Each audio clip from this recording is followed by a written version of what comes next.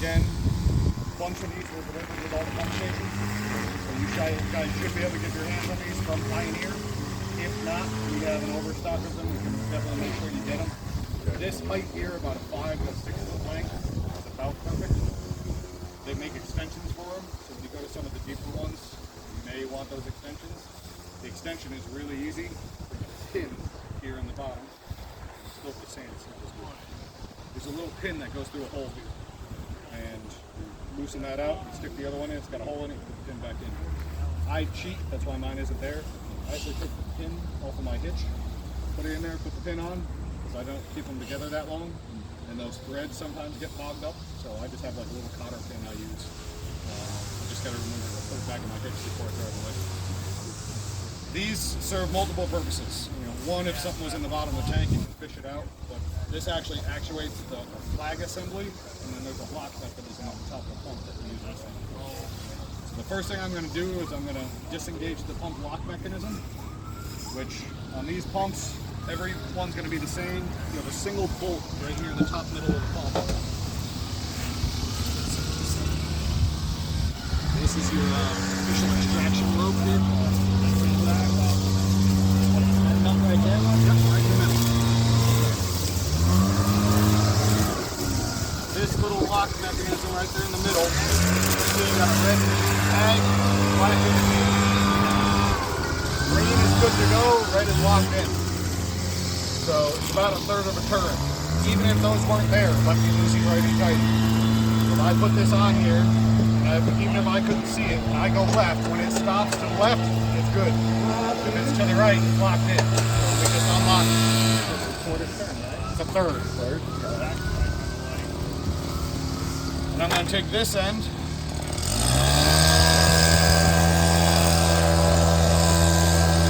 I've got this stainless steel, we call this a flag assembly that I'm hitting here over the top of the discharge. Little thin piece of stainless steel metal. This serves two purposes. One, it's holding that discharge in place so it can't pop up during a high pressure.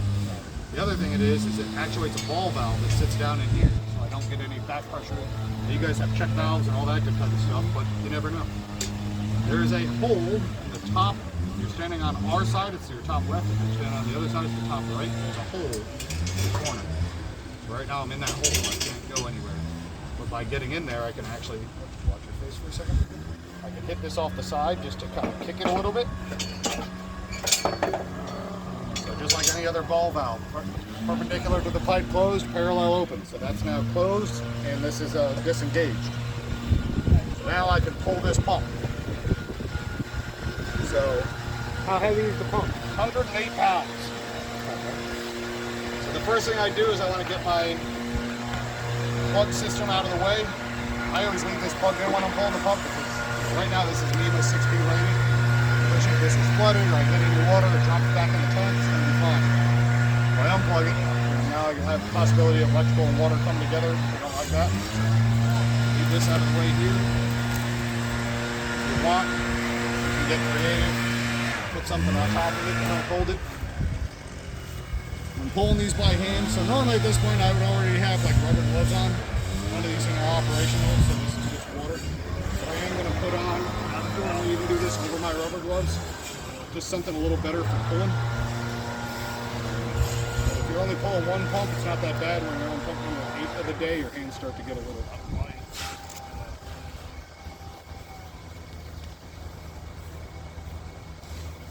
When you pull the pump or put the pump back in, you're always best to be over there. So every tank's the same. Your vents are going to be directly across from your discharge.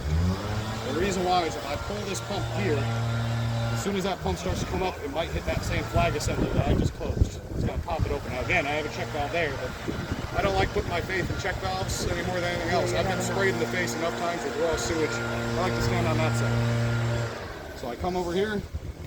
So like I said, I'm going to show you this once by hand, once without. So on your standard height units, most guys in the average height range can do this in one pull. There are ways to do it in probably a 3 pull. I'm going to show you the 3 pull because it's probably safety-wise it's better. So first thing I'm going to do is get low on this rope, always lifting with the legs, not the back. I'm going to do one little wrap with my hands just so this rope can slide through your hands if you don't do that. I'm gonna get the pump up just enough so that I can sit it. There's a bell system on the side of the pump. I'll show you when I get it up, but I can sit it there. Now I can't leave it here because that bell system is not rigid. It's kind of a rubbery plastic. But for a couple seconds just to go, okay, let me get a better grip. Okay. Now I'm gonna bring it up and I'm gonna hang that discharge right on the side of the tank. I can leave it here for days, wouldn't matter. Now, I'm just gonna do one more here. Now you could do what I did there, you could get it halfway up, lay it down, it doesn't matter. The pump is very durable, just don't drop it off the back of your truck. So this is the pump, this is that bell assembly I was telling you about. So it's pretty rigid, but if you left it there long term, it would deflect. So we're playing a little bit of make-believe here, right? This is my bad pump. Pull this out, unplug it from the power source. This is a just hand nut loose, pops off. You're gonna wish every pump had that. I already do. This gets wrapped up, thrown in the back of the truck. Grab my other one, I bring it out. So a couple of things that are important when you're putting a pump in. Pulling a pump out is more physical, but easier. Putting a pump in, the more you do up here to help yourself before you even get over the top of the tank, you'll be happy. So when you take a pump out of your truck, it's probably gonna look like this. You try to put that pump in the tank, you'll fight all day. Yep. So the key is that where these ropes sit in these grooves on the side of the pump, the discharge has to make a perfect T to that point. So you want to make sure that this discharge is right in there. And if it's a little bit loose like this one is, I'm going to tighten it down just by tightening this nut. I've never put a wrench on these in my life. If you do, you'll snap it. Okay. I just twist it to the right. And then what I do is when it starts getting snug, I put this to the left and I twist it with it to the right. It gets pretty snug at that point. I want that as perfect as possible because it's going to save my ass in about 2 minutes. So again, now this is our replacement pump we're putting in the tank. Temporary spare pump, however you want to look at it. First thing I want to do is make sure I don't have a lot of dirt and gravel going back into my tank. I'm going to bring this, I'm going to put the edge over the tank. It's going to let gravity do more work.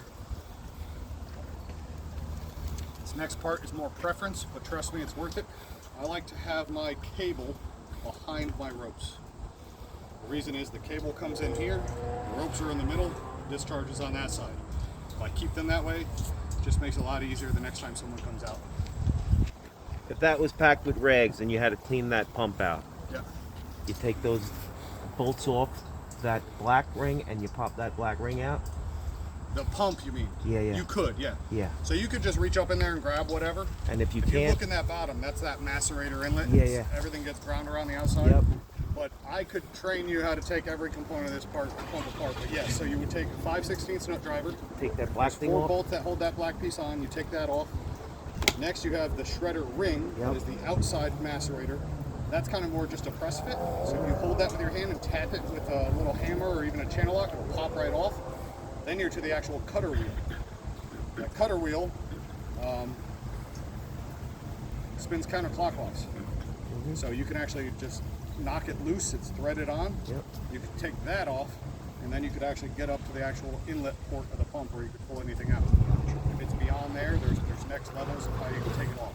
Okay. You're not going to come across a lot of clogged E1 pumps. Like I said, if you do, there's going to be a huge mass in the tank. So you have 2 options for that. The easy option, easy. I don't know if you guys have your own pump trucks, right? It's called a pump truck. Have them come suck it out. Option B, if you're in a pinch, maybe it's a Friday night and you just want to get home, you take the end of this wrench and you can fish a decent amount of that float stuff right out, save it off to the side. We normally save it in the trash bag and let the homeowner feel their 50 pounds of wipes. Like that's not normal. You might have build up of grease on the side of the pump. We take a lot of pictures when we go on calls, same way we do with our startup cells, documentation. So it's just good ways to keep track of what's going on. So every pump has a serial number on the pump 3 times. It's also on the wall of the tank on the non-deep ones. Okay. It's registered in the system. So we actually, this pump is married to this site. Okay. So the idea would be if you guys come out here, you pull this pump out and you put a spare pump in, maybe we come figure out what's wrong with this pump, we fix it. when it's repaired, we want to put this pump back in this site and take your spare back. You have your spares and your site pumps, and they all stay in their respective homes. The reason for that is if this pump continues having issues or something like that. So let's say this pump had a problem. You just keep moving around town, and all of a sudden, oh, now that house had a problem. Now that house had a problem. It's actually not the house, it's the pump. Or you keep putting pumps in here and they keep failing. It's the house, not the pump. So, you know, it's a way of us better keeping track if there's a issue that maybe is, you know, not popping up when we're servicing something, but, you know, we can track it better. But yeah, every single part of this pump can be taken apart, put back together, repaired. Every single part is purchasable. In the little toolbox I have in the back of my truck, which is about this wide and this long, about that deep, I can rebuild 4 of these pumps out of that toolbox. They're very repairable. So all these systems have a 5-year warranty. That's part of what the package was that came with the counter. Now, that warranty, just like any other warranty, that covers manufacturer defects, things of that sort. Not abuse of the system if they're doing stuff like that. Not installation errors, which we're doing startups. There's also things that maybe we can't see that could down the road maybe cause an issue. Like when they tie this 6-inch line in, if they don't do a good job there, maybe that causes some issues. Gets a bunch of dirt and gravel in the tank. That wouldn't necessarily be warranty, but we're still going to fix the pump.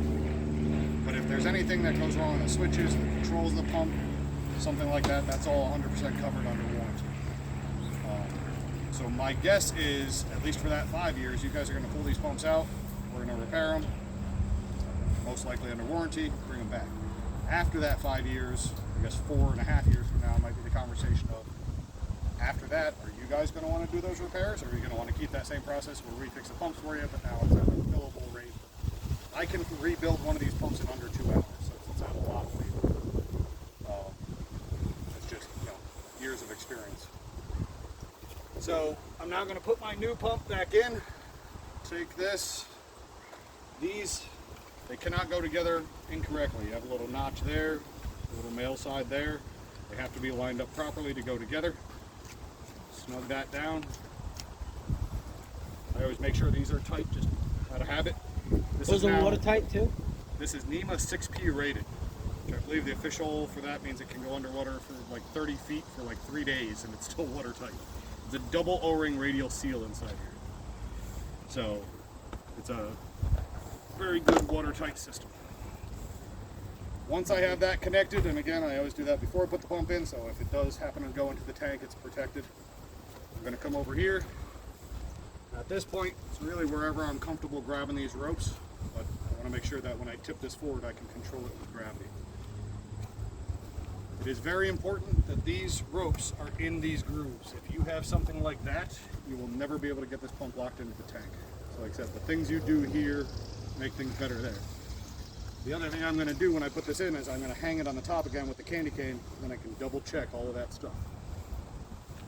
So now, I'm just going to tip this up, let it kind of work its way into the tank, hang it back here, and this is where I'm going to make sure, yep, that looks pretty good. Those are in the groove. I feel like I'm ready to go into the discharge at this point.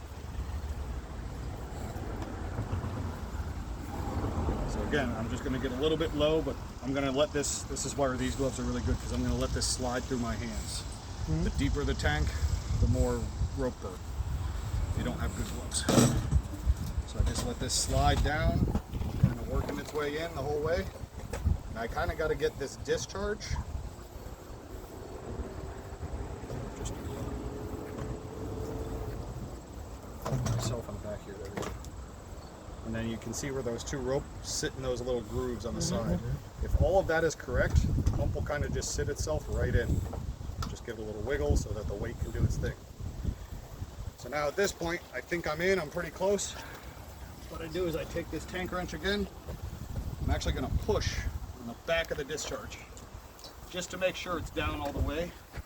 And as I do that, I'm just going to kind of lift a little bit with this hand, so I can push that in. Now I can feel that that's all the way down. That means that flipping this... Even with the dirt around the neck, you have no problem with that? Nope. Really? This... And now it's backwards. You do your flip. Goes right up. Yep. Yeah, the first thing you do is unlock it. The last thing you do is lock it back in. Because if you try to lock it, it's probably not going to lock if that discharge won't go up all the way. If that discharge goes up nice, it'll lock right in. Sweet. Now at this point, I just want to make sure I hang everything back up top nicely for the next guy, which is likely going to be myself if I don't do it. So get all these stainless steel hooks up top. Bring the rope up. Again, this is a little bit of preference. We're doing the call. It's a good thing. Take the pump out. I pull this up semi-snug. I put the pin right through the rope so it can't slide up or down.